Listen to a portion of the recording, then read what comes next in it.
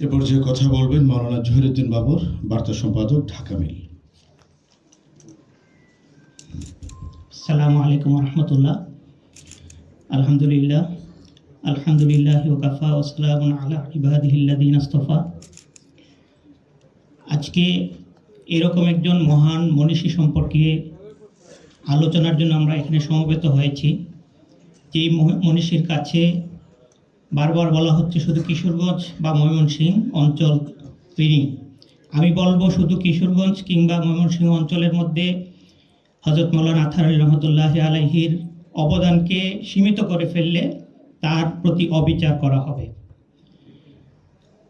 মুজাহিদে মিল্লাত হযরত মাওলানা আতহার আলী রহমতুল্লাহ আলাইহি ছিলেন বাংলাদেশের একজন জাতীয় নেতা। তিনি ছিলেন এ দেশের উলামায়ে কেরামের পথ প্রদর্শক। আজ থেকে 70 বছর 80 বছর আগে যখন এদেশের উলামায়ে কেরাম ইসলামী রাজনীতির কথা চিন্তা করতে পারতেন না, তখন ইসলামী রাজনীতির সূচনা করেছেন তিনি। এদেশের উলামায়ে কেরাম যখন মন্ত্রী হওয়ার কথা চিন্তা করতে পারতেন না, তখন আতহার আলী রহমতুল্লাহ মন্ত্রী ছিলেন। শুধু বাংলাদেশের মন্ত্রী ছিলেন না, পাকিস্তানের মন্ত্রী ছিলেন। পূর্ব পাকিস্তান এবং পশ্চিম পাকিস্তান মিলিয়ে যেই রাষ্ট্র ছিল, তিনি সেই সময় পার্লামেন্টের সদস্য ছিলেন। বাংলাদেশে যখন হাতে গোনা কয়েকটি জামিয়া, সত্যিকার অর্থে জামিয়া, তখন তিনি বাংলাদেশে জামিয়া প্রতিষ্ঠা করে দেখিয়ে দিয়েছেন। শুধু প্রতিষ্ঠাতা ছিলেন না, জামিয়া আহমদিয়া বাংলাদেশের শিক্ষা আন্দোলনে, মাদ্রাসার আন্দোলনে একটি ইতিহাস। যখন উলামায়ে কেরাম মাদ্রাসার স্থায়ী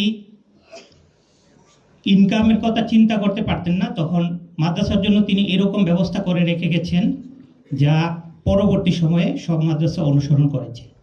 আমি মনে করি আতহার আলী রহমতুল্লাহ আলাই সময়ের চেয়ে অনেক বেশি অগ্রসর ছিলেন।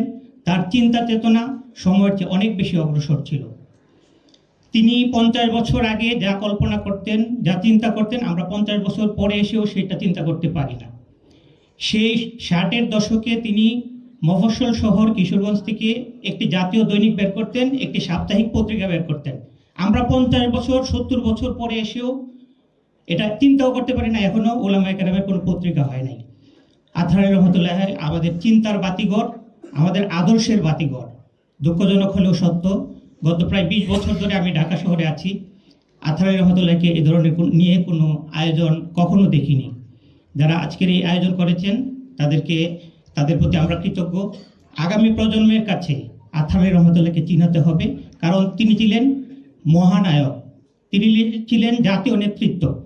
গত 15টি বছর একজনকে নিয়েই সব চর্চা হতো, ইতিহাসের নায়ক হিসেবে প্রতিষ্ঠিত করা হতো। অথচ আতহার আলী রহমতুল্লাহ যখন জাতীয় নেতা, যাকে নিয়ে এত তুলপাড়, যাকে গত 15 বছর মাথায় তোলা হয়েছিল, তিনি ছিলেন তখন দ্বিতীয় সারির নেতা। এই জন্য আতহার আলী রহমতুল্লাহকে আমাদেরকেই তুলে ধরতে হবে।